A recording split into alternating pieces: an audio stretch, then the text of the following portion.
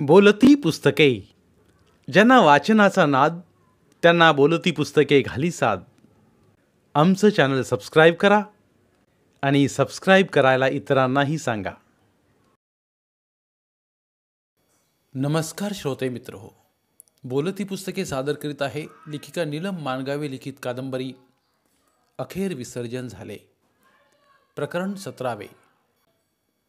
दंगलीचं लोण आता खूप पसरलं होतं. सांगली कोल्हापूर जिल्ह्याच्या खेड्यापाड्यातूनही आता दंगलीचे पडसाद उमटू लागले होते. जातीयवादाचे विष खेड्यापाड्याच्या धमन्यातूनही वाहू लागलं होतं. पिढ्यानपिढ्या आबा आज्जा पंजा खापरपंजाच्या आधीपासूनही जिथं हिंदू मुस्लिम गुन्ह्या गोविंदाने नांदत होते, त्याही गावातून आता वैरत्वाची भावना काही वैर नसताना सुद्धा उपाळून आली होती. लोक एकमेकांकडे संशयाने पाहू लागले होते. सांगली कोल्हापूर जिल्ह्याच्या सीमा भागातही काही प्रमाणात दंगल धुमसू लागली होती. सर्वसामान्य लोक मात्र घाबरले होते. त्यांना ही दंगल नको होती. आधीच बेरोजगारीने आणि महागाईने कंबरडे मोडले होते. हातातोंडाची गाठ बसवताना नाकी नऊ यायला लागले होते आणि या दंगलीने विचित्र कोंडीत माणसांना घुसमटवले होते. त्यातच जिल्ह्याबाहेरच्या राजकीय पुढाऱ्यांना दंगलग्रस्त भागात येऊ न दिल्याने दंगल आणखीच भडकली होती. दंगल आता माणसांची राहिली नव्हती, जातीयतेची राहिली नव्हती, राजकीय आधाराने ती पसरवली जात होती. त्यातच आणखी एक भयानक बातमी फुटली. काही वर्तमानपत्रांनी सुद्धा त्या बातमीला प्रसिद्धी दिली.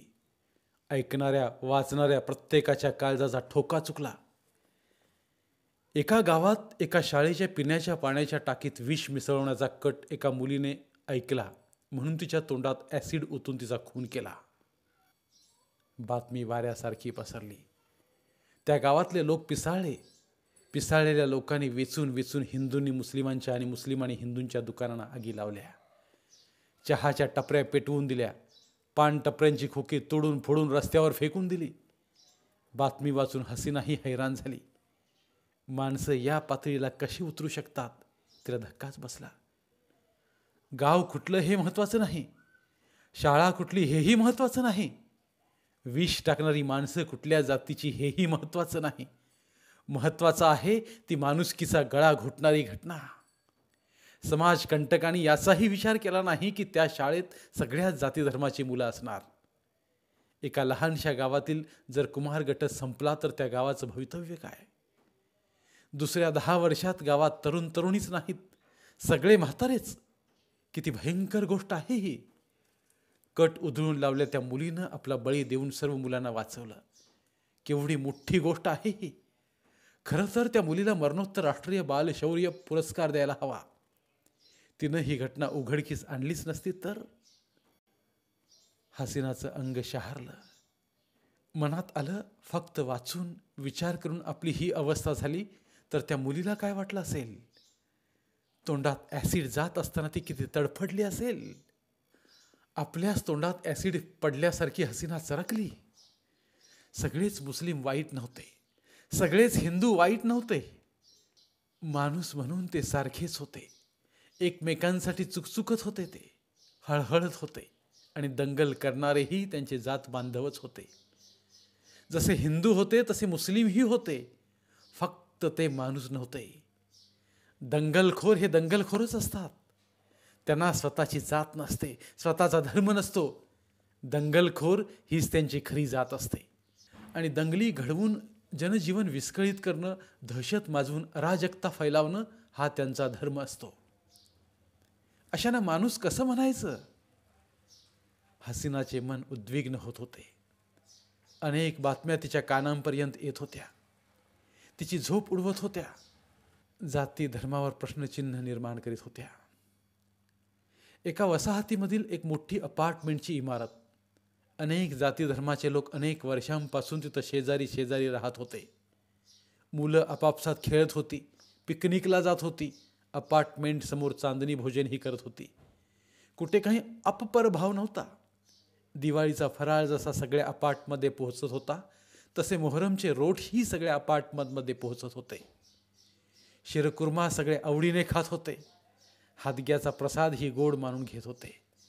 अशा अपार्टमेंटमधले लोकही आता एकमेकांकडे संशयाने पाहत होते. दंगलीची घुस अपार्टमेंटमध्येही बेधडक घुसली होती. त्या अपार्टमेंटमध्ये हसीनाची मैत्रीण अमीना राहत होती. तिनं सांगितलं, परवा त्यांच्या अपार्टमेंटमध्ये म्हणे लहान मुलांमध्ये प्रचंड हाणामारी झाली. सुरुवात झाली ती खेळण्यातून.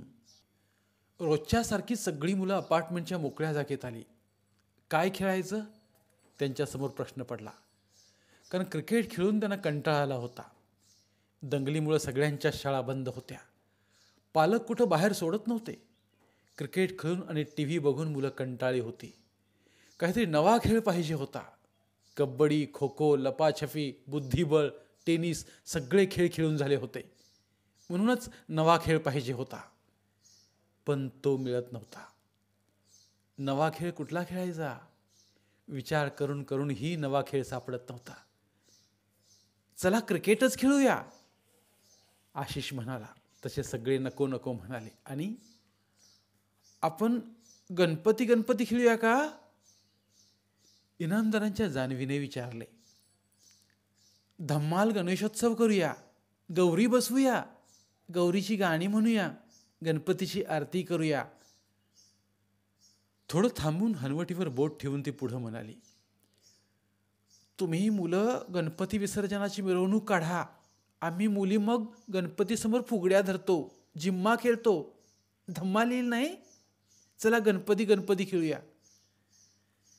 एवढ्यात अत्तरांचा समीर म्हणाला, नाही नको, आपण पीर बसवूया, धम्माल करूया, मोहरम खेळूया, ताशा वाजवूया, कव्वाली म्हणूया, मज्जा करूया. ईद नको, गणपती खेळूया. नाही, ईदच खेळूया. दोघांची जुंपली. दोघं भांडायला लागली. काही मुलं गणपतीच्या बाजूने तर काही मुलं ईदच्या बाजूने झाली. गणपती ईद हळूहळू गोंधळ वाढत गेला. गणपतीवाले गणपतीचा खेळ खेळायचा म्हणून हट्टाला पेटले, तर ईदवाले ईदचाच खेळ खेळायचा म्हणून हट्टाला पेटले. आणि त्यांची भांडणं सुरू झाली. हाणामारी, शिव्या देणं, आईवडिलांचा उद्धार करणं. थांब, तुझा कोतळाच बाहेर काढतो, तुझं डोकंच फोडेतोपर्यंत मुलांची मजल गेली. आणि मुलींनी आपापल्या घरातून काठी, क्रिकेटची बॅट, लिहायचं पॅड, लाटणी, सांडशी, प्लॅस्टिकची खुर्ची, ज्याला जे हाताला लागेल ते त्याने उचलून आणलं. आणि मारामारी सुरू झाली. सगळ्यांचे पालक घरातून बाहेर पडले. दनादन जिने उतरून खाली आले. मुलांची भांडणं सोडून आपल्या मुलांना त्यांनी घरात नेलं. पण मनात द्वेषाच्या ठिणग्या उडाल्याच. एकमेकांविषयीचा राग उफाळून आला. मनातलं विष बाहेर पडलंच. तरी मी म्हणत होते अपार्टमेंटमध्ये घर घ्यायला नकोच. कुठल्या कुठल्या जातीचे लोक असतील, एकत्र कसं राहायचं. पण ऐकतं कोण. घ्या आता, बसा म्हणावं. डसला ना विंचू. झक मारली आणि या मुसड्यांना अपार्टमेंटमध्ये राहायला परमिशन दिली. शेवटी जातीवर गेलेच ना. सारा देश अपनाच समझते है साले. ये देश क्या हमारा नहीं है. जरा कुछ हो गया तो खुन्नस हम पर ही. 1000 वेळा सांगितलं मुजावरच्या पोरीशी जास्त संबंध ठेवू नको, पण ऐकशील तर ना. आता बस रडत. जाएगा क्या पुन्हा खेलने. बोला था पढ़ाई कर, तो खेलने गया. दिखा दिया ना सभी ने अपना रंग. किती झालं तरी परके ते परकेच, वेगळेच ते. पूर्वीचे लोक काय मूर्ख होते आपापल्या गल्ल्या बसवायला. होत्याच ना वेगवेगळ्या गल्ल्या. कुंभार गल्ली, जैन गल्ली, ब्राह्मण गल्ली, लिंगायत गल्ली, मुसलमान गल्ली, धनगरवाडा, म्हारोडा, मांगोडा. आपापल्या जागी सुखाने राहायचेच ना सगळे. आता शहरातले लोक फार शहाणे झालेत. म्हणे माणूस सगळा एकच असतो.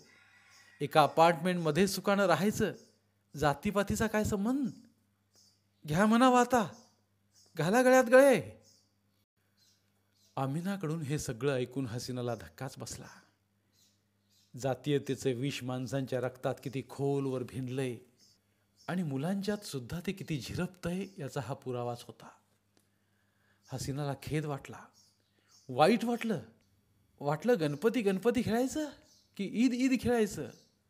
यावरून मुलं का भांडली असतील. दोन्ही खेळ एकत्र खेळूया, असं कुणालाही का वाटत नाही? हा खेळ किंवा तो खेळ असं का? दोन्ही का नकोत? मुळात मुलांनी सणांचा खेळ का केला? सण म्हणजे खेळ थोडाच आहे. पण चाललंय ते हेच. इकडे मुलांनी सणांचा खेळ करू पाहिला तर तिकडे मोठ्यांनीही खेळच केलाय. सणांचं गांभीर्य, त्यांचं पावित्र्य कुठं राहिलंच नाही. गणेश भक्तांनी गणेशाचा खेळ मांडलाय. दुसऱ्या गटाने तो हाणून पाडण्याचा चंग बांधलाय. व्यापाऱ्यांनी त्याचा धंदा केलाय तर राजकारण्यांनी आखाडा बनवलाय. सण फक्त माध्यम बनलेत. खेळण्यासाठी, खेळवण्यासाठी, बदला घेण्यासाठी, धंदा करण्यासाठी, सूड घेण्याची कुणाची जागा तर मतांसाठी सौदेबाजी करण्याचं हक्काचं व्यासपीठ. आणि या सगळ्या गदारोळात सामान्य जनता चिरडतीय. हे कुणाच्या लक्षात सुद्धा येत नाही. आणि देव, गणपती असेल, राम असेल, रहीम असेल, येशू असेल, बुद्ध, महावीर कुणीही असेल, आपल्याला वापरून घेतलं जातंय या भावनेने गुदमरून जात असतील ते, हेही कुणाच्या लक्षात येत नाही. एवढे सगळे स्वार्थाने आंधळे, बाहिरे, मुके झालेत. हासिनाला गुदमरायला झालं. मनात आलं, खरं तर देव घरापुरता असावा. घर सोडून त्याला रस्त्यावर आणलं की अडचण होणारच, आणि अडचण झाली की वांदे होणारच. हे लक्षात घ्यायला हवं. घटनेनं माणसाला उपासना स्वातंत्र्य दिलंय, पण स्वातंत्र्य म्हणजे स्वैराचार थोडाच आहे. पण कुणाला कोण समजावणार? सगळेच भक्त आपापल्या देवांना रस्त्यावर आणू पाहताहेत. मग दंगली थांबतील कशाला? 8 दिवस झाले तरी दंगल थांबत नव्हती. गणेशोत्सव संपला. गणेश विसर्जनाचा दिवस मुक्यामुक्यानेच गेला. गवर आली, जेवली, खाल्ली, निघून गेली. नेहमीची मजा तिलाही आली नसेलच. बिचारी, कोणी माहेर वाशिन्या भेटल्या नाहीत. एवढा मोठा सण संपला, पण दंगल थांबवण्याचं सामर्थ्य ना गणपतीत होतं, ना गौरीत होतं, ना अल्लात होतं, ना कुणा भक्तांत होतं. घरोघरीचे गणपती विसर्जन झाले, पण मंडळांच्या गणपतीचे विसर्जन झाले नव्हते. नव्हे, केले नव्हते. ते न करण्याचेच कार्यकर्त्यांनी ठरवले होते. शिवाजी महाराजांनी अफजल खानाचे पोट फाडल्याच्या देखाव्याचे पोस्टर, जे जातीय दंगली उसळल्याने काढले होते, ते पोस्टर पुन्हा लावल्याशिवाय गणपती विसर्जन करणार नाही, असे सर्व कार्यकर्त्यांचे म्हणणे होते. आणि दंगल पुन्हा वाढेल म्हणून पोस्टर लावायला शासनाची परवानगी मिळत नव्हती. अफजल खान वधाची कमान शिवभक्तांनी उभी केली तेव्हा कुणीच हरकत घेतली नव्हती. पण या पोस्टरमुळे तानातानीला सुरुवात झाली होती. मुस्लिम लोकात असंतोष माजला. आपल्याला खिजवण्यासाठीच हे पोस्टर लावलं आहे असे समजून ते दुःखी आणि नंतर आक्रमक झाले. तर अफजल खान वध हा इतिहास आहे.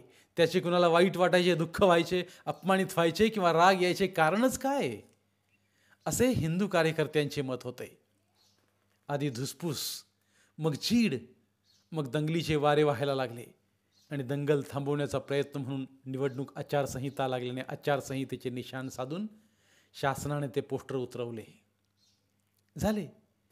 सेनेचे कार्यकर्ते दुखावले आणि दंगलीची ठिणगी पडली. हम क्यों चुप बैठेंगे म्हणून मुस्लिमही पुढे सरसावले. आणि मग बघता बघता ठिणगीचे रूपांतर वनव्यात झाले. वनवा भडकला. या भडकलेल्या वनव्यात गणेशोत्सव होरपळून निघाला. कुणास ठाऊक गणपतीला काय वाटलं असेल. पुन्हा पोस्टर लावल्याशिवाय गणपती विसर्जन करायचेच नाहीत म्हणून कार्यकर्ते हटून बसले होते. विसर्जन लांबवले. आचारसंहितेच्या आधीच पोस्टर लावायला परवानगी मिळाली होती. मग पोस्टर उतरवले का? पोस्टर उतरवण्याचे कारण काय? शासन मुस्लिमांना घाबरले की मतावर डोळा ठेवून मुस्लिम धार्जिणे झाले. सेनेचे सैनिक तापले. हमने क्या हात में चुडिया पहनी है क्या म्हणून मुस्लिम ताट झाले. यातून वातावरण तापले, तापतच गेले. त्याचे पर्यवसान दंगलीत आणि हिंसक कारवाया करण्यात झाले. दहशतीचे राजकारण ही सक्रिय झाले. एकाचं सुख ते दुसऱ्याचं दुःख, एकाचा आनंद ती दुसऱ्याची वेदना, एकाची हार तीच दुसऱ्याची जीत. या न्यायाने कसे पोस्टर उतरवले म्हणून मुस्लिमचे काळे. तर गणेश भक्त चिडले, संतापले आणि दंगल पुन्हा पेटली. ती इतकी पेटली की भराभर पसरत गेली. गावच्या सीमा तिने केव्हाच ओलांडल्या. रातोरात कुणी मशिदींना भगवा रंग फासला, देवळावर कुणी हिरवा रंग ओतला, कुठं मशिदी पाडून जमीन दोस्त केल्या, तर कुठं जैन मंदिरात मांसाचे गोळे फेकले गेले. सगळे संतापू लागले. त्यात पुन्हा अफवांचे पेव फुटू लागले. याला पकडले, त्याला पकडले, अमक्याला मारले, तमक्याचे पाय तोडले, इतक्यांचा खून केला, इतके जखमी, इतके अत्यवस्थ. अफवांच्या ढगाने सगळीकडे काळोख पसरला. सर्वसामान्य, गरीब, पापभिरू, साधे सरळ वागणारे लोक घाबरले. तर ज्यांच्या मेंदू दंगल चढली होती ते दंगल आणखीच भडकवू लागले. जणू स्वतः आगीचे गोळे बनले ते. दंगल आवाक्यात राहिली नाही. शेवटी कर्फ्यू लावावा लागला. 48 तासांचा कर्फ्यू, 2 दिवस 2 रात्र संचारबंदी. आधीच दंगलीने व्यवहार ठप्प केलेले. गरजेच्या वस्तूही दुकानातून मिळत नव्हत्या. अर्धी मुर्दी चुरून उघडणारी दुकान ही संचारबंदीत बंद झाली. सगळे व्यवहार बंद. रस्ते ओसाड पडले. पुण्या मुंबईहून पोलिसांचे ताफे आले. खाडखाड बूट वाजवत पोलीस गल्लोगल्ली फिरू लागले. मुख्य रस्त्यावरून सायरन वाजवत पोलीस गाड्या पळू लागल्या. मग मात्र बिळात उंदीर लपल्यासारखे सगळे लपायला लागले. संचारबंदीने जणू त्यांचा कणाच मोडला. मंडळाचे गणपती सगळे काही चुपचाप बघत बसले. त्याशिवाय ते तरी काय करणार होते. ही अशी वेळ त्यांच्यावर कधी आलीच नव्हती. माझ्या मंडळाचा गणपती पुढे नव्हे, माझ्याच मंडळाचा गणपती पुढे. मी मोठा नाही, आमचाच गणपती मोठा म्हणून पहिला मान आमचा म्हणून कधी कधी मिरवणुकीच्या काळात भांडण मारामाऱ्या होतात. काही वैयक्तिक हेवे दावेही त्यात उरकून घेतली जातात. हे गणपतींनाही माहीत झाले होते. पण तरी मिरवणुकीने विसर्जनाची सांगता होत होती. एवढ्या गर्दीत, एवढ्या मोठ्या मिरवणुकीत एवढे तर होणारच, हे गणपतींनीही स्वीकारलेले होते. आता नाहीतर मिरवणूक अगदीच मिळमिळीत झाली असती. लोकांनी याचीही गणपतींना सवय लावली होती आणि गणपतींनीही या सवयी स्वतःत मुरवून घेतल्या होत्या. मग डॉल्बीचा कांठळ्या बसवणारा दणका, हिडीस नाचणं, बिभत्स चाळे, स्त्रियांची छेडछाड, चोऱ्या माऱ्यासारख्या साधारण गोष्टी पचवणं काय अवघड. पण यावेळी सगळेच विचित्र आणि अतर्क्य घडले होते.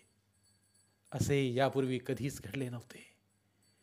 चक्क गणेशाचे विसर्जनच नाही म्हणजे काय. तिकडे कैलासात शंकर पार्वती काळजीत असतील म्हणून गणपतीही कदाचित काळजीत असेल. कधी एकदा ही दंगल संपते आणि कधी एकदा आपले विसर्जन होते याची गणपती वाट पाहत असतील. वाट पाहण्याशिवाय त्यांच्याही हातात दुसरे काही नव्हते. बिचारे गणपती. पण भक्तांना त्याचे सोयरसूतक नव्हते की राजकीय कार्यकर्त्यांना दुःख नव्हते. देवाचे देवपण असे वेठीस धरले होते. माणसांनी जणू ते मोडीत काढले होते. दंगल अशीच चालू राहिली तर माणसांचेच काय, देवांचेही मुर्दे रस्त्यावर पडतील आणि त्यांना उचलायला कोणी पुढे येणार नाहीत. कारण तेव्हा माणसांच्या मुर्द्यांचे रस्त्यावरच खच पडतील. मुर्दा हिंदूचा की मुस्लिमाचा हे ओळखणार कसे आणि उचलणार कोण. चुकून मुस्लिमाचा मुर्दा हिंदूंनी उचलला आणि त्याचे दहन केले किंवा हिंदूच्या मुर्द्याचे मुस्लिमांनी दफन केले तर असे मुद्दामच केले म्हणून आणखीच दंगल वाढली असती. माणसं मग माणसंच राहिली नसती. असं काही होऊ नये असं आता प्रत्येकालाच वाटायला लागलं होतं. मुंबईचे बॉम्बस्फोट, गुजरातचे हत्याकांड, अयोध्येतील बाबरी मशीद पाडल्यानंतरच्या उसळलेल्या दंगली लोक अजून विसरले नव्हते. त्या दंगलीच्या आठवणी काढून आपल्या छोट्या गावात असे काही घडू नये म्हणून आपापल्या देवांजवळ साकडे घालत होते. या साकडं घालण्यात हिंदू, मुस्लिम, जैन, ब्राह्मण, बुद्ध, ख्रिश्चन सगळ्या जातीचे लोक होते. हे सगळे सर्वसामान्य लोक होते आणि त्यांना शांतता हवी होती. शांतता हवी असणारी ही खरी माणसं होती. आणि दंगल करणारी, दंगलीला चिथावणी देणारी, दंगली भडकावणारी आणि दंगल एन्जॉय करणारी लोक माणसं नव्हती. ती सगळीच दहशतवादी होती. धन्यवाद. उर्वरित कादंबरी पुढील भागात.